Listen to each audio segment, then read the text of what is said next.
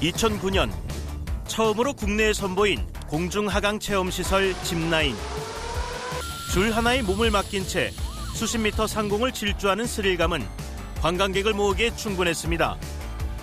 이에 전국에선 지역별 자연경관을 활용해 짚라인을 양산했고 전라남도 역시 마찬가지였습니다. 현재 전남에는 여수, 완도, 강진 등 10여 개 지역에 짚라인이 설치돼 있습니다. 광양도 이런 흐름에 발맞춰 지난해 총 사업비 69억 원을 들여 짚라인 시설을 개장했습니다. 저희가 아시겠지만 섬진강을 경계로 해서 경상남도와 맞닿아 있습니다. 그래서 저희들이 어떤 동서 통합지대로서, 그다음에 또 남해안 우리가 남중권에 이게 한 가운데 있습니다. 그런 중심지로서 이런 주변 도시와의 관광 인프라를 좀 연계해서 관광 수요를 좀 창출해 보자라고 해서 크게 두 가지 정도의 목적으로 이 사업이 진행된 겁니다. 광양은 철강과 항만을 기반으로 성장한 산업도시로 관광 인프라는 사실상 거의 없는 상태였습니다. 이에 광양시는 섬진강 백길 복원 및 수상레저 기반 조성 사업의 하나로 섬진강이라는 천혜의 관광 자원을 활용해 짚라인 시설을 계획한 겁니다. 하지만 새로운 관광 콘텐츠로 지역 발전을 이끌 것이란 기대와는 달리 1년도 채 되지 않아 운영 중단 위기에 놓였습니다. 지난해 사전 용역 당시 짚라인의 3년 평균 위탁 사용료를 약 1억 3,800만 원대로 산정한 광양시. 이 원가 산정에 근거해서 1억 5,600만 원을 제시한 위탁업체를 선정해 운영한 것인데 이 위탁업체가 돌연 7개월 만에 계약 해지를 요청한 것.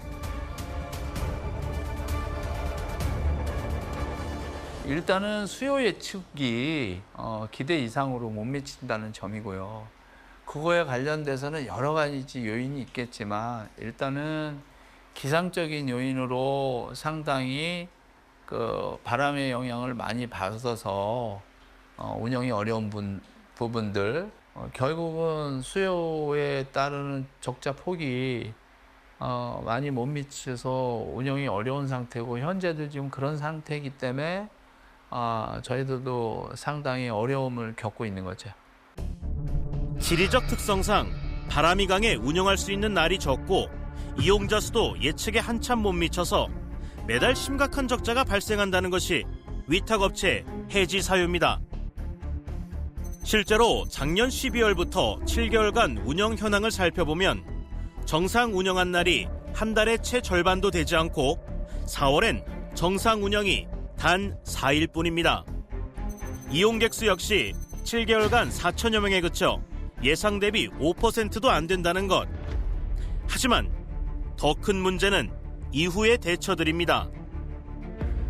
기존 업체가 계약 해지를 요청했다면 당연히 다른 수행사를 모집하는 과정을 거쳐야 하는데 광양시는 재위탁 공고 대신 원가를 다시 산정한 겁니다.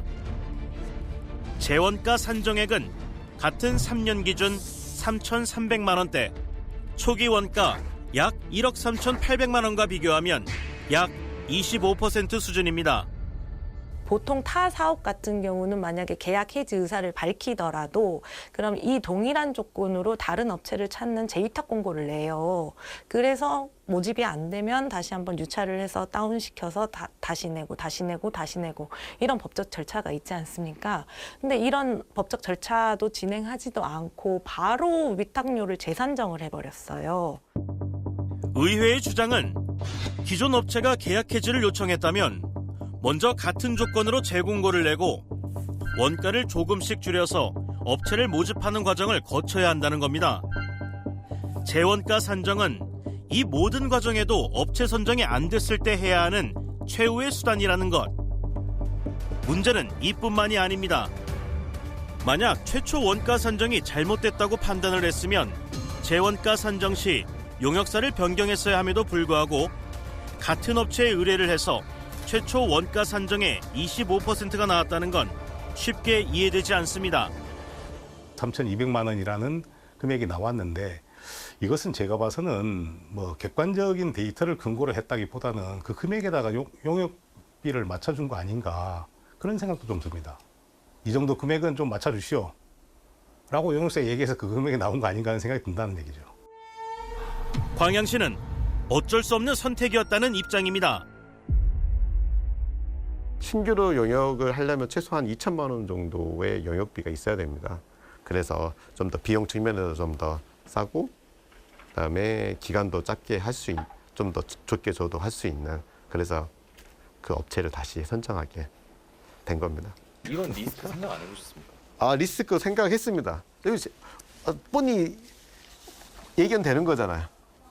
그렇잖아요. 뭐 저라고 그게 예견이 안 됐겠습니까? 기존 업체에 주는 것 자체가 측면에서 시설을 운영 중단 안 하고 어쨌든 간에 새로운 사업자가 빨리 와서 운영하는 게 활성화 측면에서 더 낫겠다라고 판단을 해서 저희들 이루어진 겁니다. 광양시는 짚라인을 중단 없이 운영하기 위한 조치라고 하지만 현 상태로 운영을 이어가는 것에도 문제가 존재합니다. 먼저 짚라인 이용객이 도착 지점에 오지 못하고 중간에 멈추는 미도착 사례가 잦다는 것. 하루 이용자 수가 적음에도 불구하고 지난 4월부터 6월 사이 총 253건의 미도착 사례가 보고됐는데 미도착 시 직원이 옆에 짚라인을 통해 구출하러 가기까지 약 20-30분간 와이어 하나에 몸을 맡긴 채 바다 위 상공에 떠 있어야 합니다. 또한 와이어줄 늘어짐 현상이 발생하면 해수면 6m 위에 설치된 줄이 3m까지 처지기도 합니다. 짚라인 탑승 지점까지 가기 위해 만든 모노레일에도 문제가 있습니다. 깡통 우리가 큰 드럼통 있지 않습니까? 약간 드럼통 같은 그런 모노레일이었고 보기에도 외견상에도 좀 조잡해 보였고 그리고 이제 막상 타고 올라가는 과정에서도 상당히 좀 위험하구나라는 생각을 좀 했었습니다. 흔히 모노레일이라 하면 강판으로 만든 박스형 운송수단을 먼저 떠올립니다. 하지만 광양 모노레일은 사방이 뚫린 원통 형태입니다. 박스형에 비해 허술해 보이는 게 사실인데 실제로 기계적 결함도 작고 가파른 경사도로 인해 안전상의 문제까지 불거지면서 운영을 중단했습니다. 언제 운행을 재개할지는 미지수입니다. 작년 행정감사 때 이에 대한 논의가 있었고 문제가 없다는 확답도 받았지만 이 같은 상황이 벌어진 것. 그러면 향후에 저게 고장이 나거나 이렇게 수리가 들어가야 될 경우에는 대체는 어떻게 합니까? 그게 이제 저희들이 사례를 봤더니 이게 고장이 나서 운행을 못하는 사례가 이렇게 있지는 않은 것으로 파악이 됐습니다. 일단은 원래 12인승인데 실제 타는 인원은 뭐 체중이라든가 이런 한계가 있기 때문에 한 7명밖에 못 타는 부분하고 그리고 일단은 그 수풀이 여기가 많이 자라나고 그래서 자주 숲을 제거를 작업을 해야 되는데 그런 부분들도 위험 구간이 좀 있어서 비용이 많이 발생된다는 부분들 그리고 모노레일 자체가 조금 예기치 않은 고장들이 좀 많이 나는 그런 여건 때문에 여기는 모노레일을 타고 올라가서 야경을 보고 하는 어떤 그러고 짚라인 타는 상품이 딱 좋은 상품인데 그 부분이 기대에 못 미치는 부분이 참 아쉬운 부분입니다. 모노레일이 정상적으로 작동하지 않다 보니 업체는 차량을 이용해서 모노레일 탑승 지점까지 이용객을 운송 중입니다. 올라갈 수 있어요? 경사가? 진짜 노선하네. 하지만 정상적인 차량 도로가 아니라 매우 좁고 경사도가 높은 산길인 탓에 위험해 보일 뿐만 아니라 야간에는 안전상 차량 운영이 어렵기 때문에 짚라인 야간 운행도 불가능합니다. 이 때문에 짚라인 운영 시간은 줄어들고 당연히 수행사의 수입도 줄어드는 악순환이 반복 중인 겁니다. 또 1년마다 정기적으로 안전점검을 실시해야 하는데 이 비용도 무시할 수 없습니다. 짚라인 이게 안전사고가 많기 때문에 굉장히 좀 다른 관광 콘텐츠보다 유지관리 비용이 좀 많이 들거든요. 또 이게 만약에 정상적으로 운영을 하려면 1년에 한 번씩 안전점검을 받아야 되는데 그 비용도 지금 보니까 뭐 한 6천에서 8천만 원 정도 이 정도 소요가 되는데 그거는 운영자가 아니라 모노레일은 별개이기 때문에 시에서 그 안전점검 용역비를 부담해야 된다라는 이야기를 했습니다. 그래서 뭐 1년에 그 우리가 사용료 3,200만 원 받더라도 모노레일에 대한 안전점검하는 데 들어가는 비용이 한 8천만 원 정도 들어가 버리면 결과적으로는 마이너스 5천만 원 정도 됩니다. 그리고 그 외에도 이 찜라인의 유지보수하는 데 들어가는 비용이 매년 발생할 거 아닙니까? 그래서 계속 여기는 시비가 들어갈 수밖에 없는 시설이다. 복합적인 문제로 운영을 중단한 광양의 짚라인과 모노레일. 사실 해당 사업은 무려 11년 전인 2014년에 기획한 것인데 중간에 주민 민원 등 수차례 난항을 겪다가 5년이 지난 2019년에서야 본격적으로 토목 공사를 시작하고 2024년 공사가 마무리되면서 지난해 12월에 개장한 상황. 전문가는 10년 전에 기획한 사업을 그대로 실행해 관광객을 모으고자 한 근시안적 접근 방법이 아쉽다는 입장입니다.